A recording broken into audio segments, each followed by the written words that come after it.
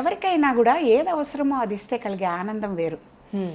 ఇప్పుడు ఎవరైనా ఎండలో వచ్చారు, ఏం ఎక్స్పెక్ట్ చేస్తారు వాళ్ళు? వాళ్ళు ఫుడ్ ఎక్స్పెక్ట్ చేయరు, మంచినీళ్ళు ఎక్స్పెక్ట్ చేస్తారు రాగానే.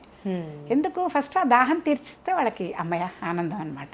అందుకని ఏం చెప్తారంటే ముఖ్యంగా చేయాల్సిన దానాల్లో మొదట వచ్చేది నీళ్లు. నీళ్లు దానం చేయాలి. ఎలా దానం చేయాలట? ఎలా పడితే అలా కాదుట, దానం చేయాలి. ఊరికే ఇవ్వడం, అందరికీ రోజు వచ్చిన వాళ్ళకి ఇస్తాం అలా కాదు. కొత్త కుండ కొని దాన్ని ఒక 2-3 రోజుల ముందు నుంచి ఆ మట్టి వాసన పోయే వరకు నీళ్లు పోసి దాన్ని బాగా కడిగి శుద్ధి చేసి ఉంచి, మన ఇంట్లో కూడా వాడుకునేటప్పుడు 2-3 డేస్ మామూలు నీళ్లు పోసి తర్వాత వంపేసి తర్వాత కదా వాడుకుంటాం.